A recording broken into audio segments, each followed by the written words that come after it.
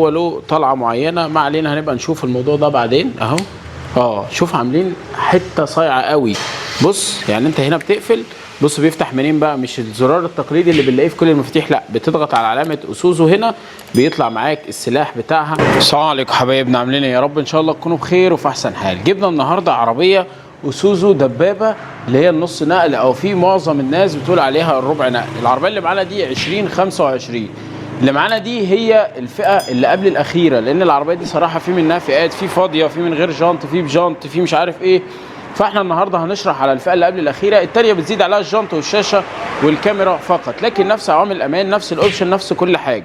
النهارده ان شاء الله هنشرح لك العربيه بالتفصيل. العربيه دي فيها اوبشن كتير قوي زي العربيات الملاكي بالظبط، يعني مش هتحس ان في اختلاف، بغض النظر طبعا عن الفتيس بتاعها، لان العربيه دي بتنزل فتيس 6 سرعات نوع مانيوال مش اوتوماتيك. فطبعا ده الاختلاف بس اللي هتلاقيه بين الملاكي وبين العربيه دي، لكن العربيه ما شاء الله في مشيها في كل حاجه من الناس اللي اتكلمت. وطبعا احنا ركبنا عربيات قبل كده كتير، ولكن دي 25 لسه جايه المعرض، فطبعا لسه ما عملناش تيست درايف، العربيه لسه جايه، فقلت اصورها لك.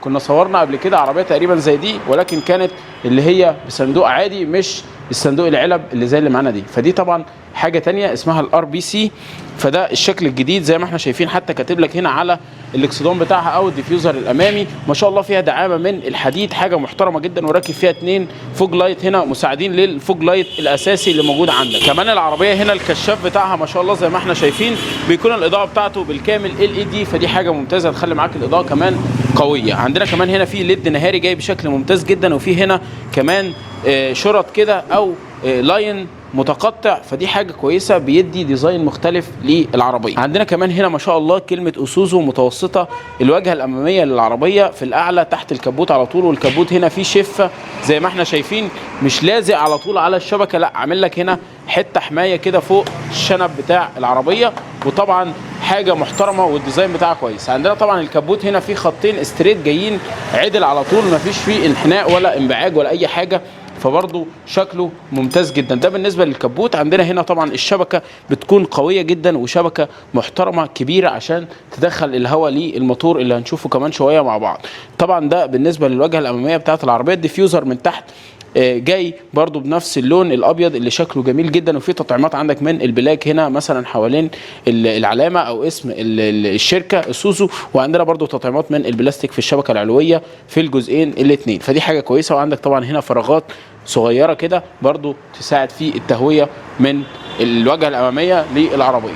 عندنا كمان هنا في مكان برضو هنا عشان يساعد على الايرودايناميك، ولكن العربيه دي مش مؤهله قوي ان هي تجري. عندنا طبعا الفتحات دي اكيد عارفين فايدتها، عشان طبعا الفرامل والكاوتش وتهوي على الحاجات دي كلها. جميل. تعالى اما نشوف بقى دلوقتي الموتور بتاع العربيه كده ونبص على التفاصيل بتاعته. طبعا ما فيش اتنين اختلفوا على التقفيل بتاع العربيه من الداخل، مش هتلاقي الفليت والحاجات دي ظاهره معاك، فدي من الحاجات الممتازه. يعني العربيه كل حاجه فيها معموله بفن وبديزاين محترم قوي، مش عشوائيه كده وخلاص زي معظم العربيات اللي احنا بنشوفها اليومين اللي موجودين فيهم دلوقتي. مؤخرا بقت شركات كتير قوي ما بتهتمش بالتفاصيل بتاعه التقفيل والحاجات، لكن الحاجات دي طبعا هي اللي بتظهر جوده الشغل وجوده الشركه نفسها عشان تنافس في السوق بالاسعار اللي احنا بقينا بنسمعها اللي بقت جنونيه صراحه الايام دي.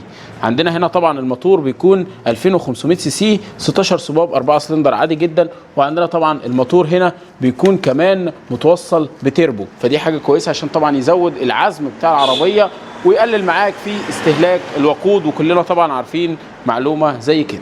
عندنا كمان الموتور هنا عليه كفر من الاعلى ومكتوب عليه كلمه اسوزو. ما شاء الله العربيه كمان مزوده بعوامل امان كويسه جدا، معظمها موجوده هنشوفها دلوقتي مع بعض، او مثلا هقول لك عليها هي بتكون ظاهره معانا زي الاي بي اس والاي بي دي اللي هي نظام مساعدات في الفرامل والحاجات دي، بتديك عوامل امان زياده. طبعا العربيه فيها 2 ايرباج وبرضه هنشوفهم لما ندخل جوه، والتراكشن كنترول برضه والتحكم في السرعه عند المنحدرات والكلام ده كله هنشوفه لما ندخل جوه ان شاء الله. عندنا كمان هنا اللي زي ما احنا شايفين كده العازل الحراري، وده عارفين فايدته عشان ما ياثرش الحراره بتاعه الموتور على البوهيه بتاعه العربيه. وطبعا العربيات دي بتكون متبطنه كويس جدا ومرشوشه رش محترم من الشركه بتاعتها، فما بتتاثرش بالتكليح والكلام ده غير على المدى البعيد قوي. وطبعا ان شاء الله ربنا يكفيك شرها ويديك خيرها. ده بالنسبه للواجهه الاماميه وبالنسبه للموتور بتاعها. خلينا نروح لجنب العربيه عشان ما اطولش عليك، يلا بينا. ولكن فضلا وليس امرا، لو لسه ما اشتركتش معانا في القناه شرف كبير جدا ليا انضمام حضرتك معانا في القناه، ولو لسه ما عملتش لايك اعملها لايك عشان تساعدنا في انتشار الفيديو ده يوصل لاكبر عدد من الناس، وكمان هيخليني اجيب لك عربيات اقوى وعربيات احدث في الموديلات دي او من النوع ده، او كمان في الملاكي للناس اللي بتحب العربيات الملاكي. يلا بينا تعالى نشوف جنب العربيه. عشان طبعا المكان صغير فاحنا هنشرح الجزء كده في جنب العربيه، لان مش معانا حد يساعدنا. والعربيه بتنزل جانت سبور محترم جدا من لون واحد اللي هو اللون الالومنيوم، وبتنزل كمان 225 16 بوصه. بالنسبه للكاوتش بتاعها، بالنسبه للبروفايل الارتفاع هنا بيكون 70. عندك التانك بتاع العربيه بيكون 80 لتر، فدي من الحاجات الممتازه. طبعا بالنسبه كمان للبتاع ده الصندوق بتاع العربيه بيكون اللي هو العلب، بيقولوا عليه العلب، ودي حاجه ممتازه. وطبعا في هنا المكان اللي ورا ده بيفتح معانا، وبتنزل معاه الاكسسوارات زي العتاب بتاعتها، وفي كمالات كتير جدا بتكون موجوده في الكرتونه اللي موجوده معانا هنا. طبعا فيما بعد هنبقى نوريها لكم بجزء منفصل عشان طبعا ما نضيعش وقت حضراتكم، ودي حاجات اكيد كل الناس عارفاها. ده بالنسبه للجزء الخلفي اللي موجود معانا هنا، مفيش فيه تفاصيل، ولكن طبعا الانبعاجات والحاجات دي كلها كلنا عارفين حاجه زي كده. وطبعا الاختلاف هنا بالنسبه للصندوق مفيش اختلافات خالص. المفتاح بقى هوريهولك، ولكن ما نخلص جنب العربيه. الابعاد بقى مش محتاج ان انا اتكلم عليها عشان ما نضيعش وقت، وكمان معظم الناس خلاص عارفه الابعاد من اتكلمنا عليها في فيديوهات كتير قبل كده، مش عايز اضيع وقت حضرتك. يلا بينا تعالى اما نشوف الجزء الثاني من العربيه. ولكن خليني اقول لك على الجزء اللي واضح معانا، زي المرايه اللي معانا دي. المرايه دي بتكون ضبط وضم كهرباء، وكمان فيها اشاره، فدي من الحاجات الممتازه. الاكره كمان واضحه معانا هنا، الاكره جايه بلون سيلفر كده مختلف عن لون العربيه، فدي حاجه ممتازه جدا. عندنا كمان هنا نسبه استهلاك الوقود، بيقول لك ان هي بتستخدم ديزل، بتمشيك 15.5 كيلو متر لكل لتر بنزين واحد، يعني تقريبا ال 10 لتر يمشوك 155 كيلو بالظبط. ده بالنسبه للبروشور بتاع العربيه، يعني التانك 80 لتر بقى، احسب انت الحسبه دي مع نفسك واعرف هي بتمشي قد ايه. هوريك برده دلوقتي الجزء اللي مش باين بتاع العربيه، الجزء الامامي، ونشوف التفاصيل اللي موجوده فيه مع بعض. يلا بينا. طبعا الكاوتش هنا واتكلمنا عليه، والجنط برده نفس الكلام. عندنا طبعا الانبعاجات او التضليعات اللي جايه بشكل محترم جدا اللي موجوده في الواجهه الاماميه بتاعه العربيه. عندنا برده الباب زي ما احنا شايفين كده، هتلاقيني موطي لك شويه عشان اكون ظاهر معاك، وبحيث يكون في كونكتد بيني وبينك، عشان كمان وانا بتكلم تبقى انت ملاحظ كل حاجه. ما شاء الله زي ما احنا شايفين. وعندنا المرايه زي ما قلت لك التفاصيل بتاعتها من شويه، ما شاء الله. عندنا الباب هنا فيه من الاسفل زي ما احنا شايفين كده، فيه تضليعه جايه شكلها ممتاز جدا، وطبعا العتاب بتاعتها، وفي هنا ناس بتركب عتاب وهي كمان جاي معاها عتاب. خلينا نشوف بقى الظهر بتاع العربيه، وبعد كده نشوف التفاصيل الداخليه ليها. يلا بينا. طبعا زي ما احنا شايفين هنا بالنسبه لظهر العربيه ما شاء الله معمول عليه اللوجو بتاع اسوزو، وعندك طبعا الكشافات الشهيره جدا اللي ما اتغيرتش طبعا من اول الشيب اللي موجود معانا هنا. وهنا طبعا اسوزو ودي ميكس. طبعا العربيه دي اتغير اسمها، كانت الناس بتقول عليها مش عارف ايه زمان كده ال اس تقريبا، ولكن دلوقتي بقى اسمها الار بي سي. فطبعا دي مختلفات في الاسماء مالناش علاقه بيها. لكن عندنا هنا الكشاف طبعا الخلفي او الفانوس الخلفي، ما شاء الله الديزاين بتاعه برده ما اختلفش، وهو بيجي بالكامل بلمبات هالوجين عاديه جدا. عندك طبعا اللمبه هنا بتاعت الاشاره والريفرس، وعندك طبعا اللي هي الليدات، وعندنا طبعا هنا اللمبه بتاعت الستوب. الاكسدام الشهير جدا اللي بيجي معمول معاك من الرابر هنا او بلاستيك، عشان طبعا ما يعوركش او يخربشك. وكمان هنا موجود عليه حته من نفس لون العربيه، جايه طبعا من الفايبر، ولكن مديه شكل جمالي في العربيه عشان يبقى فيه تداخل في الالوان والحاجات دي زي ما احنا شايفين. ده بالنسبه طبعا لظهر العربيه. عندنا هنا بيبقى في الفئه الاعلى تجهيزا اللي هي بينزل فيها جانت سبور، وبينزل فيها كمان كاميرا خلفيه، وكمان بيزيد عليها المثبت السرعه والشاشه زي ما قلت لك من شويه. وطبعا ده هسيبه لك في الريلز، هتلاقيني قايل لك كل التفاصيل البسيطه اللي معانا دي. ده بالنسبه لظهر العربيه كده زي ما احنا شايفين، سايب لك الكادر كله.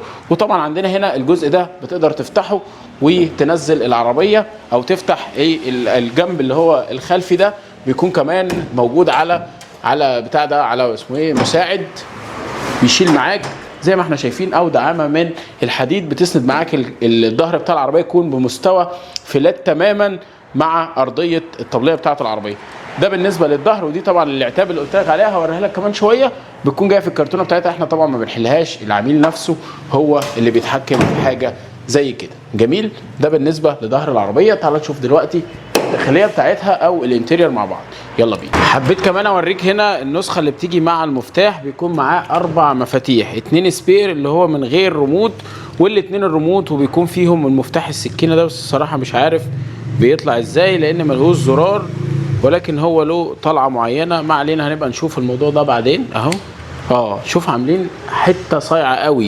بص يعني انت هنا بتقفل بص بيفتح منين بقى، مش الزرار التقليدي اللي بنلاقيه في كل المفاتيح، لا بتضغط على علامه اسوزو هنا بيطلع معاك السلاح بتاعها. حبيت بس اوريك المفتاح واوريه لك برده عن قرب شويه. ده بالنسبه للمفتاح بتاع العربيه. عندنا طبعا في السنتر لوك فقط، وعندنا ده بالنسبه للظهر بتاعه ما شاء الله زي ما احنا شايفين بيجي معاها 4 نسخ، 2 عاديين وطبعا 2 ريموت، وبيجي طبعا الشريحه اللي انت بتقدر تطلع عليها او تعرفها عند بتاع. بالنسبه بقى للباب بتاع العربيه، طبعا العربيه سعرها مش شويه، فطبعا لازم تهتم بكل حاجه ما شاء الله. هنا عندك طبعا ده ملمس سوفت قوي ولكن من القماش، باقي الباب كله من البلاستيك، وعندك هنا مكان تخزين وهنا مكان ازازه ميه. عندك طبعا الازاز ده بيكون اوتو بتاع السواق، بيكون نزول ورفع، ولكن للاسف رفع ما بيكونش اوتو، لازم تتنك ضاغط. عندنا الاكره هنا من النيكل كروم وعليها حليه من النيكل كروم، ولكن بادئه من ظهر الباب او من نهايه الباب هنا ممتده معاك لدوران الاكره زي ما احنا شايفين. عندك طبعا اللوك او البتاع ده المسوجر بيقولوا عليه، وعندنا طبعا هنا الضم بتاع المرايه زي ما احنا شايفين كده بتقفل معانا اهي. وطبعا ده بالنسبه كمان للضبط التحكم فيها كهرباء. ده بالنسبه للباب. عندك هنا سماعتين، وفي سماعتين قدامك على التابلو، ففي 4 سماعات في العربيه، صوتها ما شاء الله جميل جدا.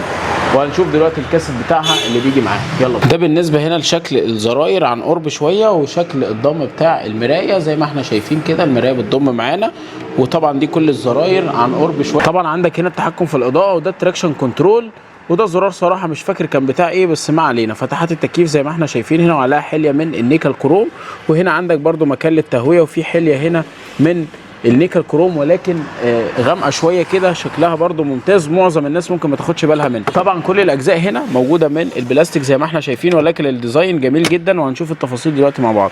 عندك السبيكر او السماعه الاضافيه اللي موجوده عندك هنا، وفي واحده قصادها الناحيه الثانيه.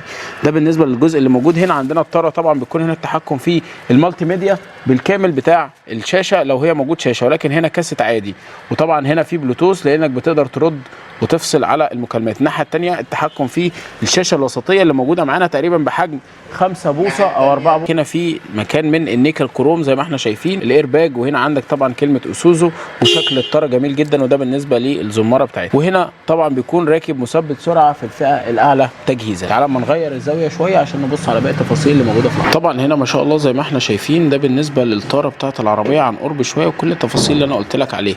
وعندنا طبعا هنا الكراسي بالكامل بتكون من القماش، والتحكم فيها في 6 وضعيات. طبعا هنا عندك الفرامل اليد بتكون عاديه، وعندك الفتيس اللي مكون من 6 سرعات بالاضافه الى المرشدين. طبعا المرشدين هنا بيكون سوسته بتضغط عليها لفوق بترفعها من المقبض اللي موجود معانا ده، وكمان توجهها لاتجاه اليمين مكان الاولاني كده وتطلعها.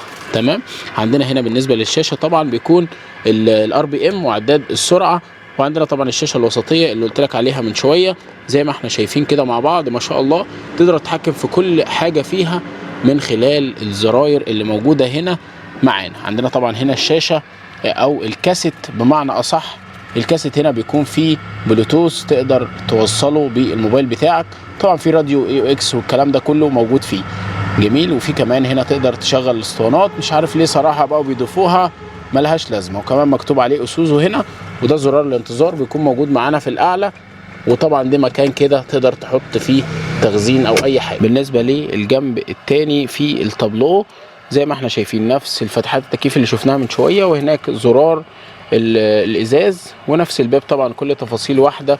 عندنا كمان هنا الشماسه زي ما احنا شايفين، وفيها مرايه ما شاء الله. وعندك هنا في مكان جراب للنضاره، وعندنا طبعا هنا تحكم في اللمبات ولكن مش تاتش من خلال الزرار اللي موجود معانا. عندنا كمان هنا المكيف بتاع العربيه بيكون تكييف يدوي عادي جدا زي ما احنا شايفين كده. وعندنا طبعا هنا اماكن تخزين والتحكم في السرعه عند المنحدرات، فدي من الحاجات الممتازه. والبكر هنا معمول من البلاك شكله ممتاز جدا. وده طبعا الفتيس هنا عن قرب شويه، ومكان 2 كاب هولدر، وعندك مسند وسطي، وفي هنا كمان مخرج 12 فولت نسيت اقول لك عليه. وعندنا طبعا هنا المسند الوسطي زي ما احنا شايفين، هو حجمه صغير وبرده من البلاستيك مش متبطن، فدي برضو نقطة مش حلوة. طبعا دي بالنسبة للتفاصيل اللي موجودة في العربية بالكامل من الخارج وكمان من الداخل، وشرحت لك كل جزء موجود فيها وعرفتك التفاصيل بتاعتها. وسعر العربية دي 1,850,000 جنيه، وهجيب لك عليها اوفر حلو كمان لو اتواصلت معانا عشان تشتري العربية، عشان اقول لك على الكود الخاص اللي هتروح بيه المعرض اللي موجودة فيه العربية. او لو حابب اجي معاك مفيش مشكلة، نورني او شرفني بالاتصال من خلال الارقام اللي بسيبها لك تحت في الديسكريبشن، او كمان هتلاقيها ممكن تظهر معاك في بدايه الفيديو. متنساش تتابعنا وتعمل لي لايك بايديك الجميله. كده نكون انتهينا من الريفيو الجميل ده، يا رب اكون افدتك، ولو افدتك ولسه ما عملتش معانا اشتراك، اشترك معانا في القناه عشان شرف كبير جدا ليا انضمام حضرتك معانا في القناه. السلام عليكم.